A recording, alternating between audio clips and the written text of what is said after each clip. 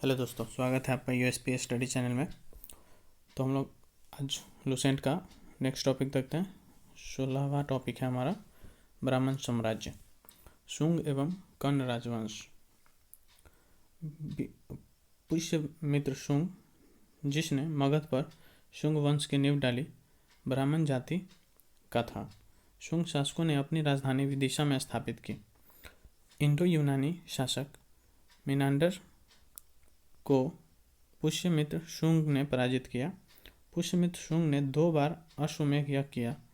इसके लिए पतंजलि ने अश्वमेध यज्ञ कराए।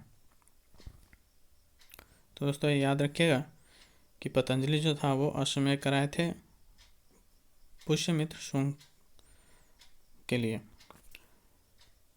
भरहुत स्तूप का निर्माण पुष्यमित्र शुंग ने करवाया था।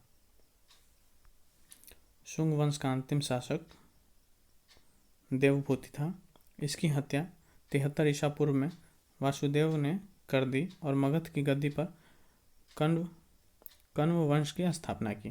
कण्व वंश का अंतिम शासक या फिर राजा कहिए सुशर्मा हुआ। सातवाहन वंश नेक्स्ट है हमारा सातवाहन वंश। तो शिमुक ने 60 ईसा पूर्व में सुशर्मा की हत्या कर दी और सातवाहन वंश की स्थापना की। सातवाहन आंध्र वंश शासकों ने अपनी राजधानी प्रतिष्ठान गोदावरी नदी के किनारे में स्थापित किया। प्रतिष्ठान महाराष्ट्र के औरंगाबाद जिले में है।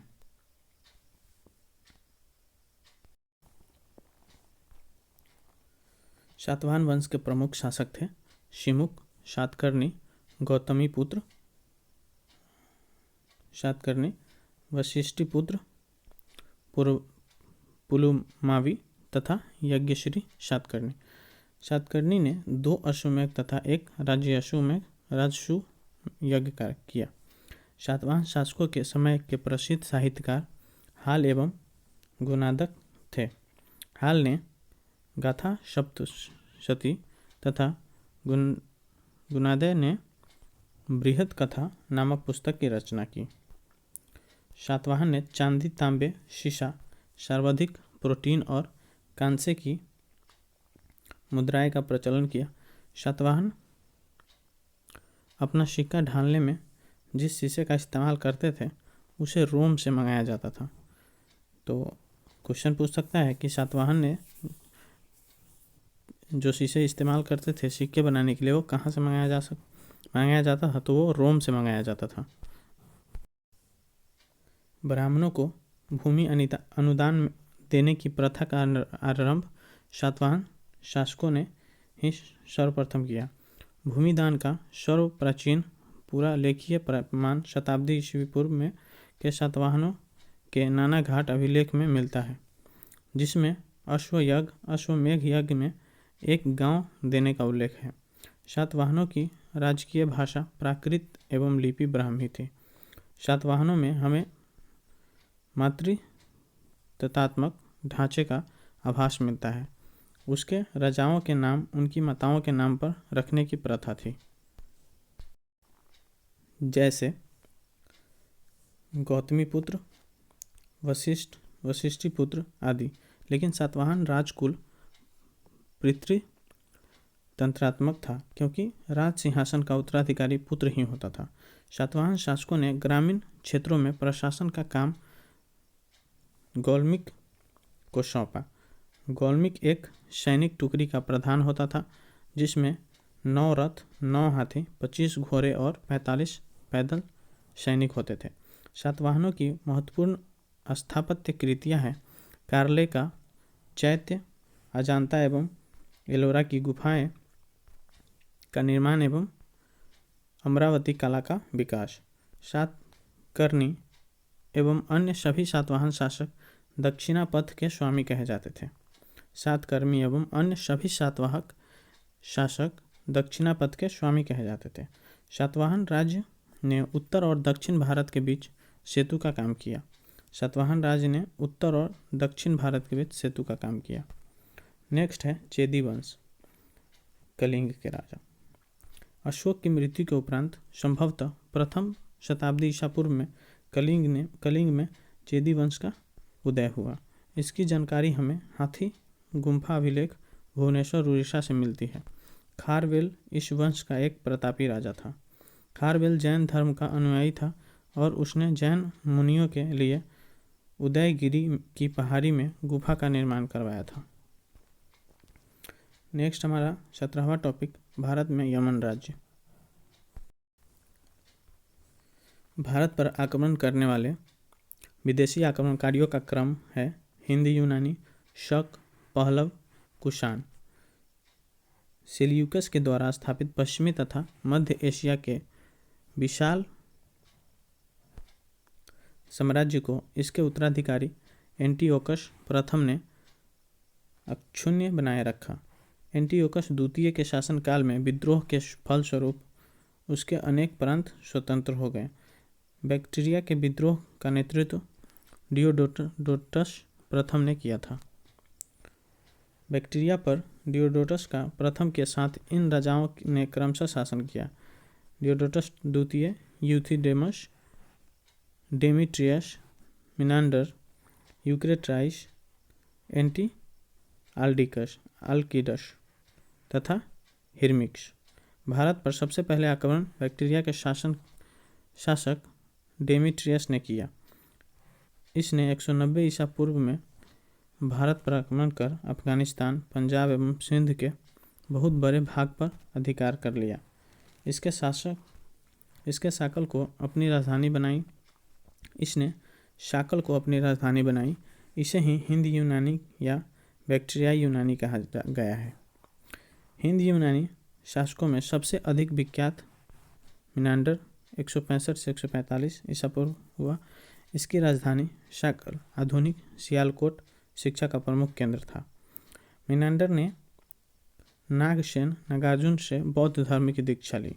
मिनांडर के प्रश्न एवं नागसेन द्वारा दिए गए उत्तर एक पुस्तिका के रूप में संग्रहित है, जिसका नाम मिलिंद पन्हो अर्थात मिलिंद के प्रश्न या मिलिंद प्रश्न है।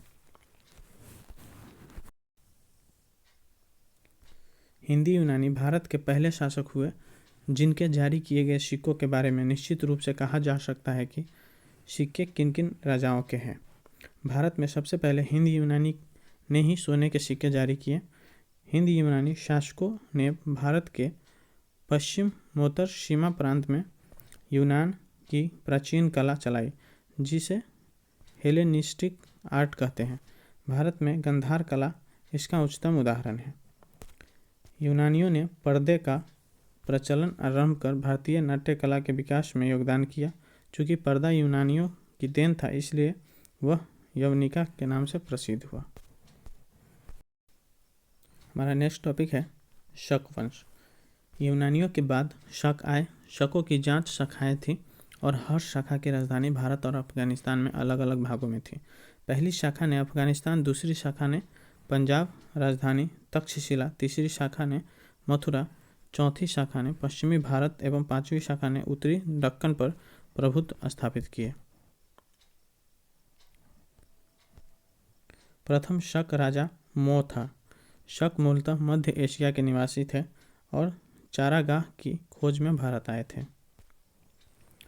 58 ईसा पूर्व में उज्जैन में एक स्थानीय राजा ने शकों को पराजित करके बाहर खदेड़ दिया और विक्रमादित्य की उपाधि धारण की। शकों पर विजय के उपलक्ष्य में 58 ईसा पूर्व में एक नया संवत विक्रम संवत के नाम से प्रारंभ हुआ।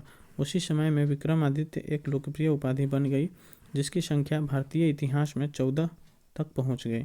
गुप्त सम्राट चंद्रगुप्त द्वितीय सबसे अधिक विख्यात विक्रमादित्य था। गुप्त सम्राट चंद्रगुप्त द्वितीय सबसे अधिक विख्यात विक्रमादित्य था। शकों की अन्य शाखाओं की तुलना में पश्चिमी भारत में प्रभुत्व स्थापित करने वाली शाखा ने सबसे लंबे अरसे तक शासन किया। गुजरात में चल रहे समुद्री व्यापार से यह शाखा काफ़ी लाभान्वित हुई और भारी संख्या में चांदी के सिक्के जारी किए।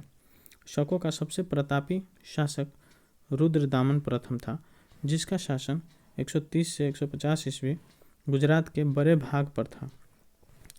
इसने कठियावाड़ की अर्धशुष्क सुदर्शन झील, मौर्यों का निर्मित मौर्यों द्वारा निर्मित का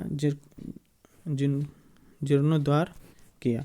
रुद्रदामन संस्कृति का बड़ा प्रेमी था। उसने ही सबसे पहले विशुद्ध संस्कृत भाषा में लंबा अभिलेख गिरनार अभिलेख जारी किया। इसके पहले के सभी अभिलेख प्राकृत भाषा में रचित थे। भारत में शक राजा अपने को क्षत्रप कहते थे। एक कुछ प्रश्न यहाँ से भी निकल के आ रहा है। गिरनार अभिलेख जो था वो संस्कृत भाषा के सबसे लंबा अभिलेख है। आगे देखते हैं पारसियाई या पहलव। पश्चिमोत्तर भारत में शकों के आधिपत्य के बाद पर्शियाई लोगों का आधिपत्य हुआ। सबसे प्रसिद्ध पर्शियाई राजा गोंडो फर्निस था। इसी के शासनकाल में सेंट थॉमस ईसाई धर्म के प्रचार करने के लिए भारत आया था। पर्शियाई लोगों का मूल स्थान ईरान में था। 19वां टॉपिक है कुषाण। पहलव के बाद कुषाण आए जो यूची एवं तोखरी भी कहलाते हैं। यूची नामक एक कबीला 5 कुलों में बट गया था। उन्हीं में से एक कुल थे कुषाण। कुषाण वंश के संस्थापक कुजुल कडफिसेस था। इस वंश का सबसे प्रतापी राजा कनिष्क था। इसकी राजधानी पुरुषपुर या पेशावर थी। कुषाणों की द्वितीय राजधानी मथुरा थी। कनिष्क ने 78 ईस्वी गद्दी पर बैठने के समय में एक संवत चलाया जो शक संवत कहलाता है, जिसे भारत सरकार द्वारा प्रयोग में लाया जाता है। शक संवत जिसे भारत सरकार द्वारा प्रयोग में लाया जाता है। बौद्ध धर्म की चौथी बौद्ध संगीति कनिष्क के शासनकाल में कुंडलवन कश्मीर में प्रसिद्ध बौद्ध विद्वान वसुमित्र की अध्यक्षता में हुई। कनिष्क बौद्ध धर्म के महायान संप्रदाय अनुयायी था। नोट है, चीनी जर्नल पेन चोआ ने कनिष्क को हराया था।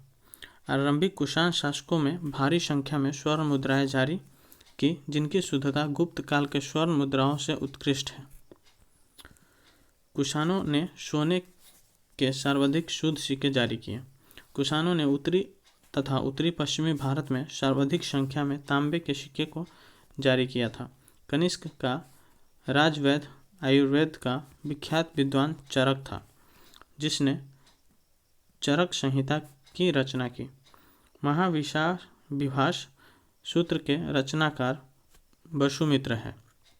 इसे ही बौद्ध धर्म का विश्वकोश कहा जाता है। तो आपसे पूछ सकता है कि बौद्ध धर्म का विश्वकोश किसे कहा जाता है?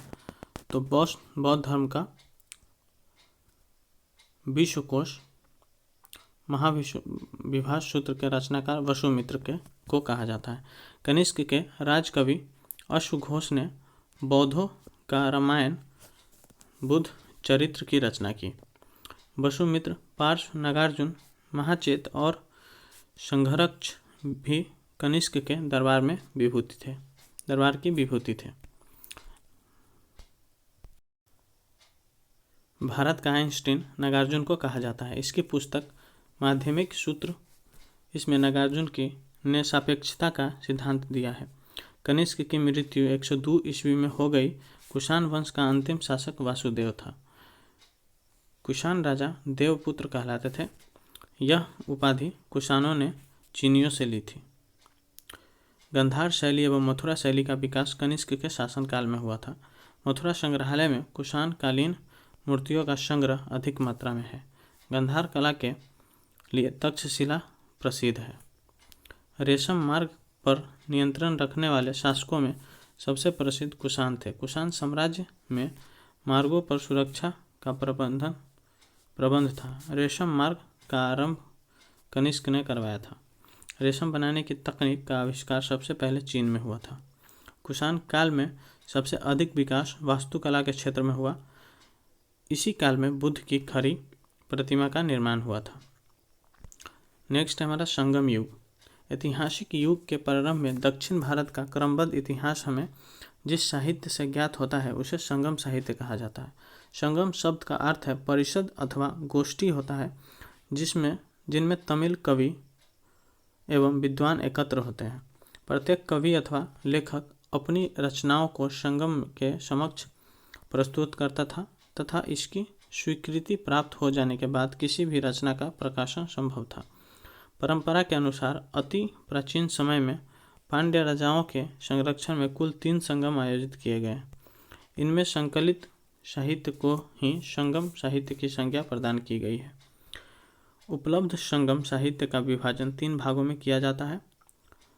पत्थु पपातु, इत्थु थोके तथा पादिनेन किलकनकु। तिरुवल्लुवर कृत कुराल तमिल साहित्य का एक आधारभूत ग्रंथ बताया जाता है। इसके विषय त्रिवर्ग, आचार शास्त्र, राजनीति, आर्थिक जीवन एक प्रणय से संबंधित है।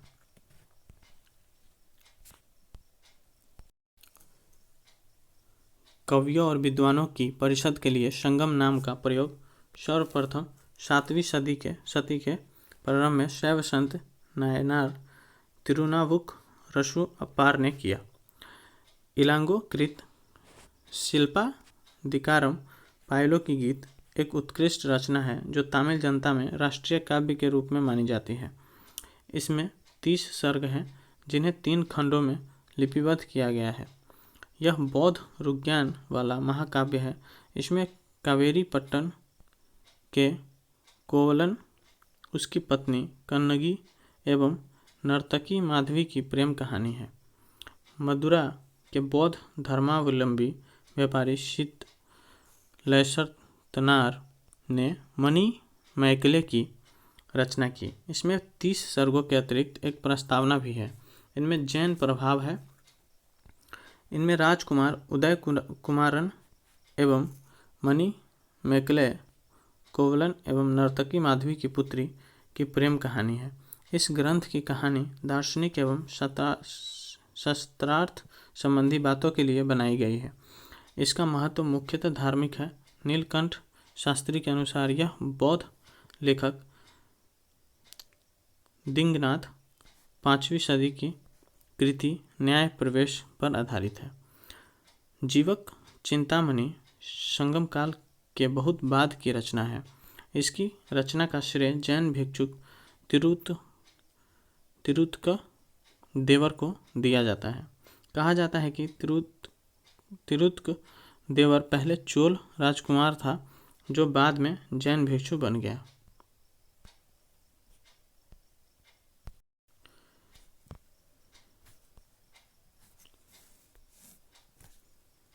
तोल्काप्पियम तमिल व्याकरण है।